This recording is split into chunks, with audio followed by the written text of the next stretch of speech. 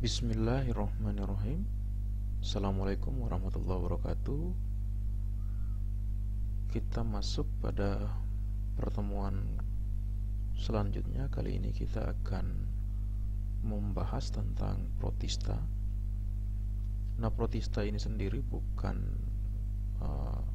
sebuah film, melainkan protista merupakan sebuah kingdom dengan anggotanya yang begitu banyak karena terdiri dari berbagai jenis nenek moyang, sehingga cukup banyak yang akan kita bahas pada pertemuan kali ini. Adapun pokok bahasan pada pertemuan kali ini adalah kita akan membahas tentang ciri dari kingdom protista beserta klasifikasinya, kemudian ciri dan klasifikasi protista yang mirip jamur. Kemudian juga kita akan membahas ciri dan klasifikasi protista mirip tumbuhan. Selanjutnya kita akan membahas tentang ciri dan klasifikasi dari protista mirip hewan. Dan yang terakhir, kita akan mencoba membahas tentang berbagai peranan protista. Ada yang sifatnya positif bagi kehidupan maupun ada yang sifatnya negatif. Nah, inilah pokok bahasan dari pertemuan kali ini yang terkait dengan kingdom protista. Kingdom protista ini sendiri merupakan salah satu kingdom dalam sistem klasifikasi makhluk hidup dan bersifat polifiletik, yaitu anggotanya berasal dari berbagai jenis nenek moyang. Contohnya adalah protozoa, ganggang atau alga, atau yang mirip seperti jamur yang hidupnya adalah parasit. Itu seperti yang tampak pada gambar itu, berbagai jenis protista dari beragam jenis nenek moyang yang memang sangat berbeda-beda. Ciri kingdom protista ini sendiri yang pertama adalah eukariotik, sudah memiliki inti sel. Ada yang cuma satu sel yang bersifat uniseluler atau multiseluler, banyak sel. Hidupnya bebas, berkoloni atau soliter, dan hidupnya juga bisa bersimbiosis dengan makhluk hidup yang lain. Beberapa memiliki alat gerak sederhana, ada yang memiliki pigmen warna seperti alge, ada yang hidupnya autotrof dengan memproduksi makanan sendiri, maupun ada juga yang sifatnya heterotrof dengan memakan sumber makanan dari sumber lainnya. Kemudian umumnya belum memiliki sistem jaringan tubuh yang jelas. Inilah beberapa ciri umum dari kingdom protista, dan tampak beberapa bentuk dari protista yang terlihat pada gambar. Kemudian nutrisi protista ini sendiri, ada protista yang autotrof seperti sudah dijelaskan, yaitu yang mampu membuat makanan sendiri karena berklorofil, mampu berfotosintesis seperti alge, baik mikro maupun makroalge. Kemudian protista yang menelan makanan dengan cara fagositosis, yaitu menggulung partikel yang padat melalui membran selnya, contohnya protozoa, ini tergolong dalam protista mirip hewan. Kemudian protista saprofit dan parasit, yaitu sifatnya mencerna makanan di luar sel dan menyerap sari-sari makanan dari tempat di mana dia hidup, contohnya adalah jamur. Walaupun kemudian jamur bukan tergolong fungi. Klasifikasi protista seperti yang sebelumnya sudah dibahas, yaitu protista mirip jamur, protista mirip tumbuhan atau alge, seperti makro dan mikroalge yang sebentar nanti akan kita ulas. Kemudian yang terakhir adalah protista mirip hewan atau protozoa. Inilah tiga klasifikasi besar dari kingdom protista yang akan kita ulas secara lebih mendalam.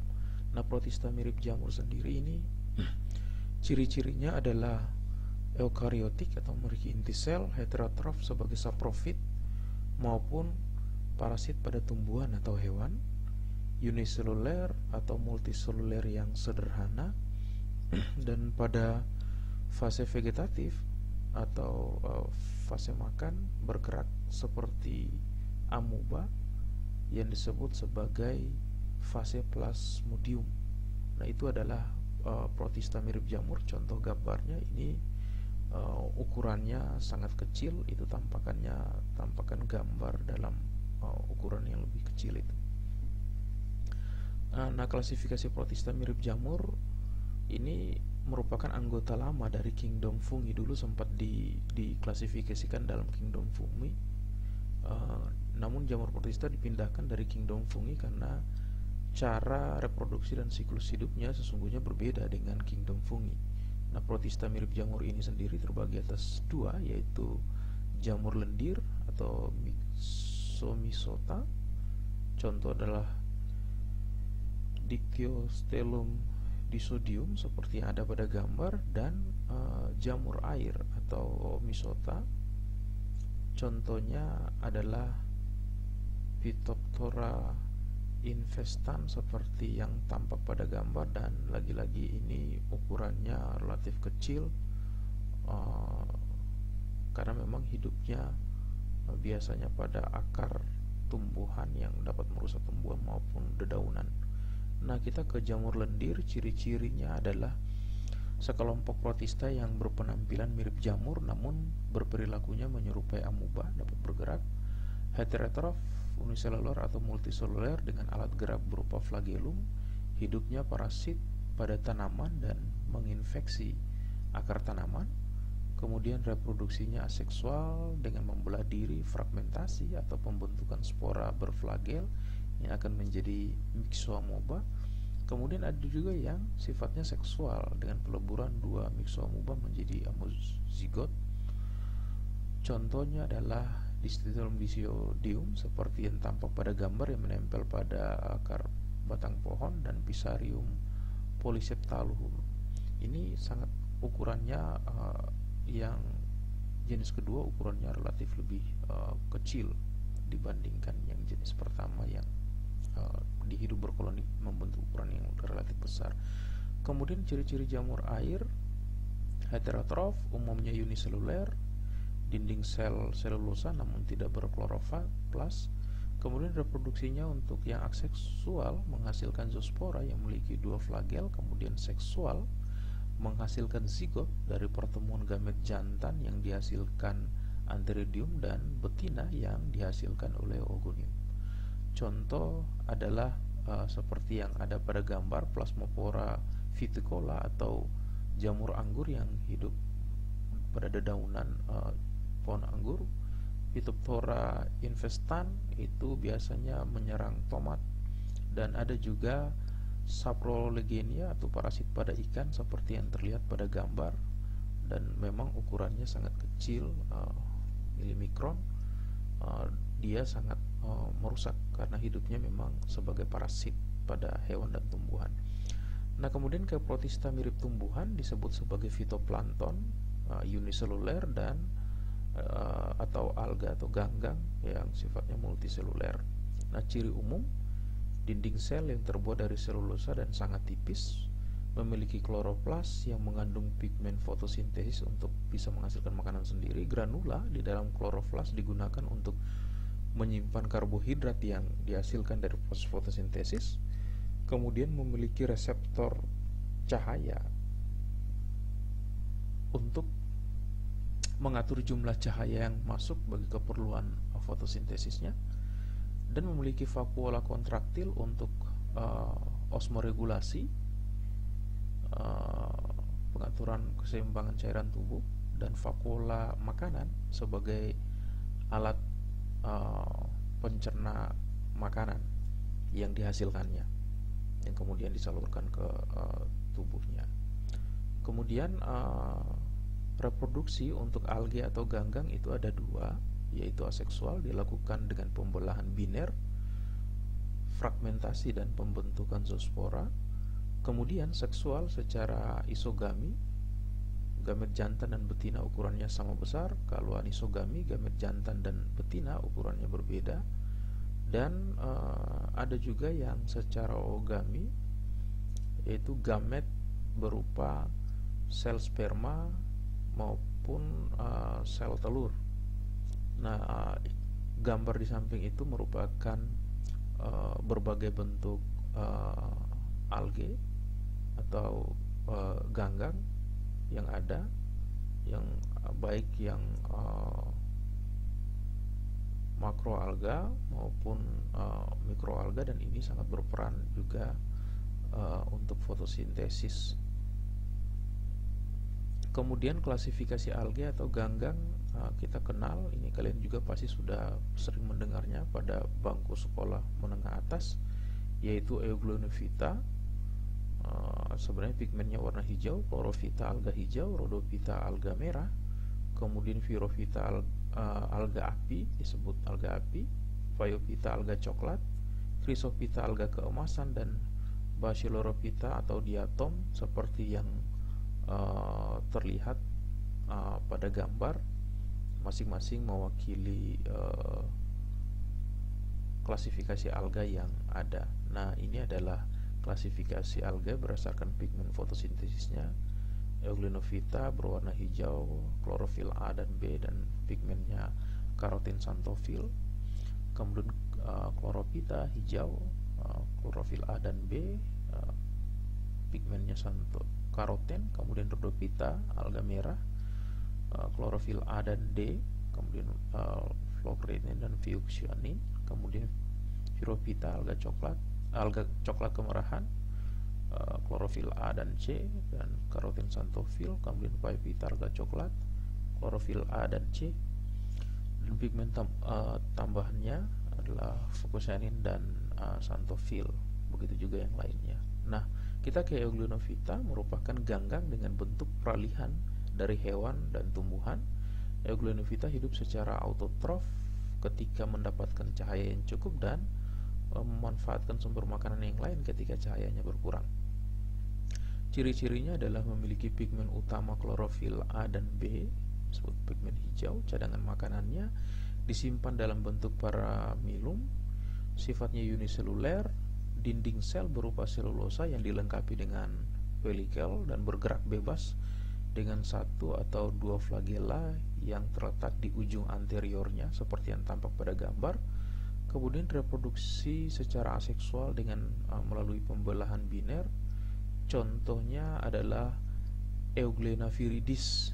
Nah, ini merupakan indikator pencemaran perairan. Jika banyak atau melimpah di suatu perairan, itu sebagai indikator daerah itu sudah tercemar.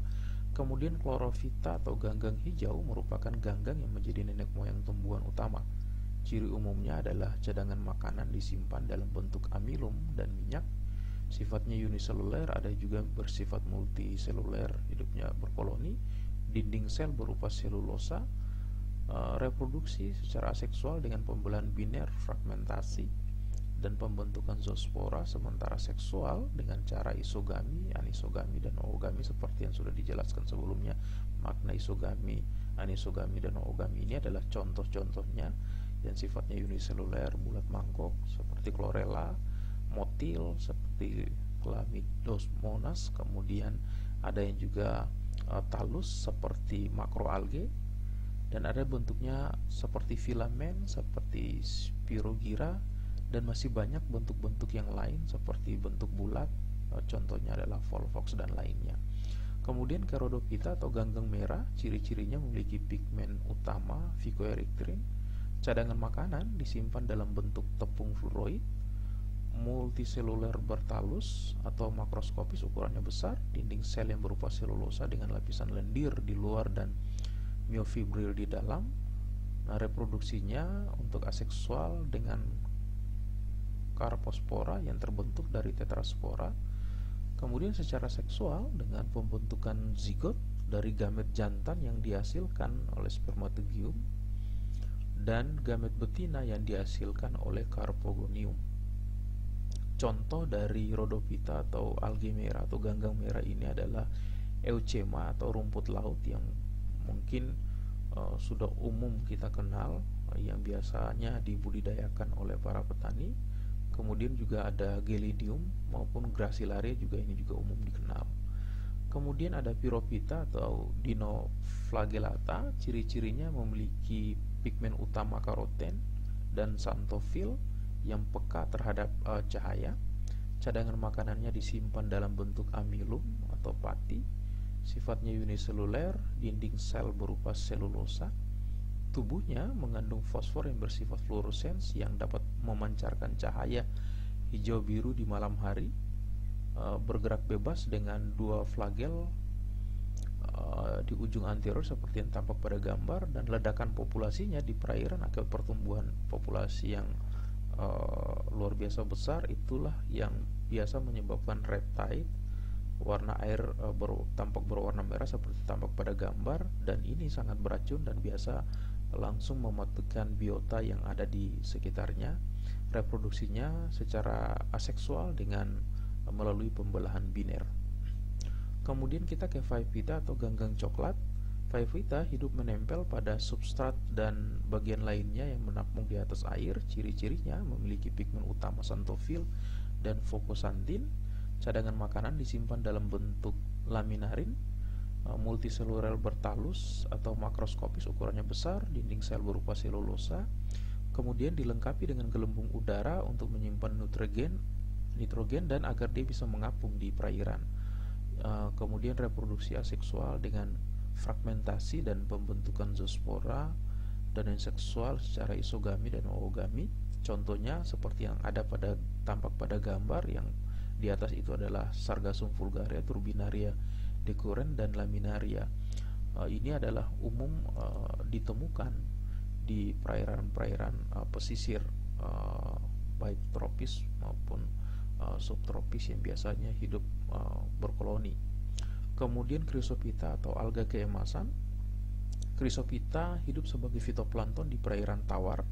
Ciri-cirinya memiliki pigmen utama focosantin, karoten, dan xanthofil. Cadangan makanannya disimpan dalam bentuk leukosin dan laminarin, uniseluler atau multiseluler koloni atau filamen.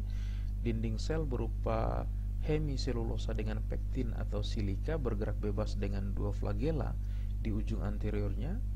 Reproduksi aseksual dengan cara pembelahan biner dan fragmentasi. Kemudian secara seksual dengan pembentukan axospora, misalkan seperti yang tampak pada gambar Myxococcus sinora dan Dinobrion. Ini pada ukuran yang milimikron, ukuran tidak bisa dilihat secara kasat mata, seperti yang tampak pada gambar yang ada.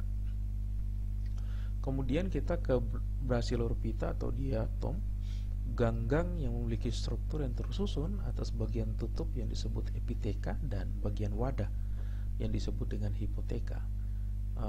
Dia memiliki bioluminescence atau menghasilkan pencahayaan di malam hari. Ciri-cirinya memiliki pigmen utama karoten dan xanthofil. Cadangan makanan disimpan dalam bentuk leukosin, koloni uniseluler atau multiseluler, dinding sel berupa selulosa. Di antara hipoteka dan epiteka yang terdapat celah yang mengandung silika, dan reproduksi secara aseksual dengan cara pembelahan hipoteka dan epiteka. Kemudian seksual dengan pembentukan axospora seperti yang terlihat pada bentuk jenis Brachylorophyta atau diatom seperti yang tampak pada gambar. Ini juga pada ukuran yang bukan kasat mata, tidak bisa terlihat dengan mata telanjang. Kemudian bentuk-bentuk diatom penalean, tubuh simetris bilateral, contoh navicula seperti yang ada pada gambar dan pinularia, dan centralean, tubuh simetris radial seperti Trichatium pentacrinus dan Arsnidiscus enherbergi seperti yang tampak pada gambar. Ini juga tentunya tidak terlihat secara kasat mata. Kemudian kita beralih kepada protista yang mirip hewan atau protozoa, disebut sebagai zooplankton jika uniseluler, dan protozoa jika multiseluler. Ciri-cirinya uniseluler atau multiseluler, memiliki alat gerak bisa berupa pseudopodia, merupakan juluran sitoplasma yang terjadi akibat gerakan ektoplasma dan endoplasma yang merupakan mikrofilamen. Kemudian ada juga dalam bentuk flagel, merupakan bulu cambuk yang merupakan juluran mikrotubulus. Flagel berukuran besar dan jumlahnya relatif sedikit. Cilia merupakan bulu getar yang merupakan juluran mikrotubulus. Cilia berukuran kecil dan banyak dan tersebar di sebagian besar tubuh. Reproduksinya aseksual dilakukan dengan pembelahan biner maupun seksual dilakukan dengan konjugasi. Itu contoh beberapa protozoa yang tampak pada gambar. Nah, klasifikasi protozoa berdasarkan alat gerak seperti yang tampak pada gambar Sarcodinia. Alat geraknya berupa kaki semu, contohnya adalah amuba, foraminifera dan radiolaria. Ciliata, alat geraknya cilia, contoh paramecium. Flagellata, alatnya berupa flagella, contoh euglena. Dan sporozoa, dia tidak memiliki alat gerak, contohnya adalah plasmodium. Nah, seperti yang terlihat pada gambar, ada amuba, ada paramecium, ada euglena, dan plasmodium itu adalah siklus hidup plasmodium yang tampak pada gambar yang biasa pada nyamuk. Kemudian klasifikasi protozoa, yang pertama adalah yang rhizopoda, ciri-ciri uniseluler, heterotrof, kemudian bergerak dengan pseudopodia secara amoeboid, mencari makanan dengan memangsa alga lain dengan cara menangkapnya menggunakan pseudopodia. Nah, reproduksinya secara aseksual dengan pembelahan biner.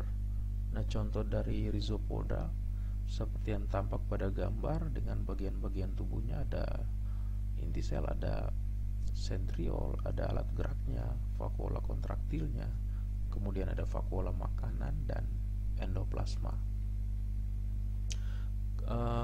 Kemudian kita membahas tentang klasifikasi rhizopoda berdasarkan habitat.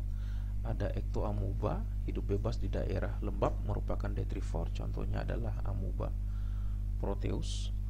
Kemudian entamuba, hidup sebagai parasit, contoh adalah entamuba coli. Gingivilis, Kerpozoa, hidup di dalam tanah, memiliki cangkang yang terbuat dari silika. Foraminifera dan radiolaria, hidup di perairan laut yang memiliki cangkang berongga terbuat dari silika.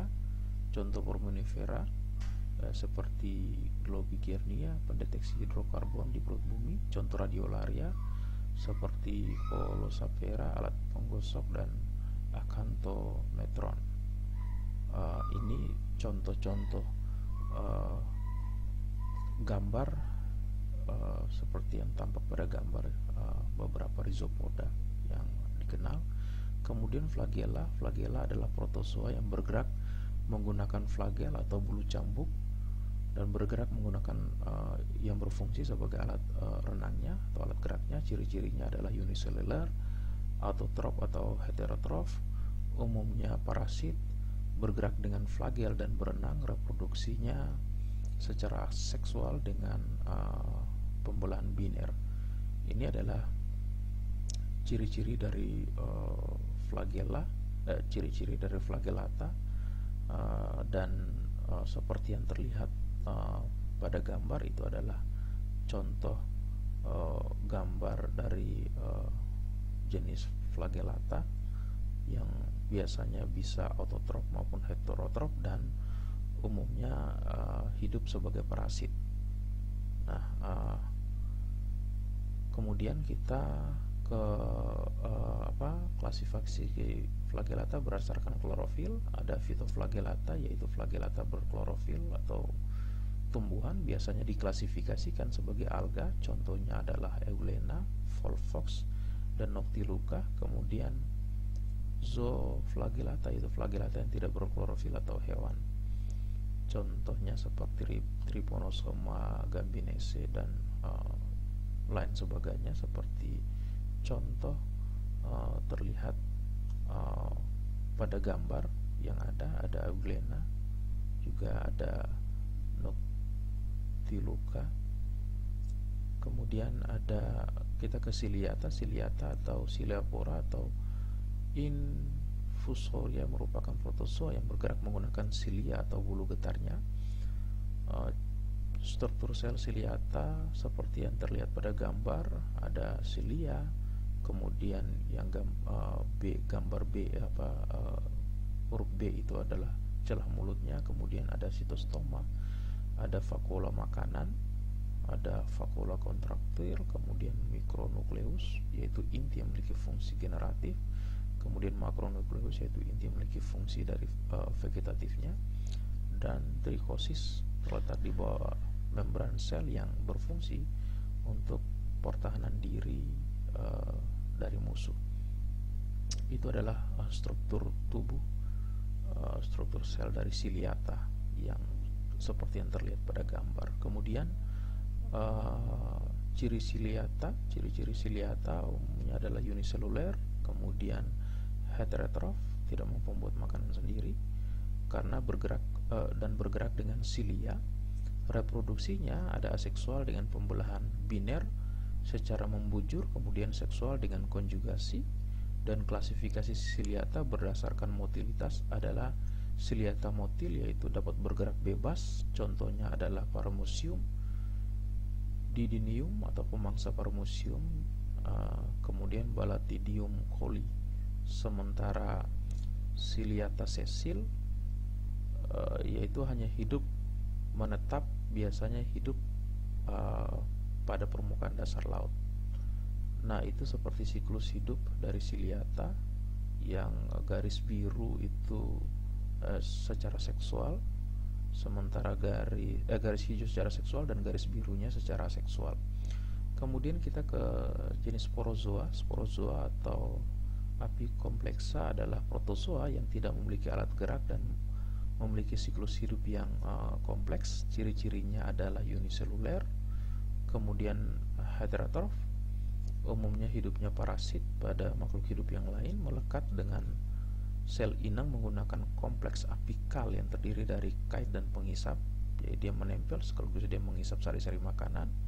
Kemudian reproduksinya secara aksioseksual dengan cara sizogoni, membelah diri tubuh inang tetap, dan sporogoni menghasilkan spora pada tubuh inang perantara.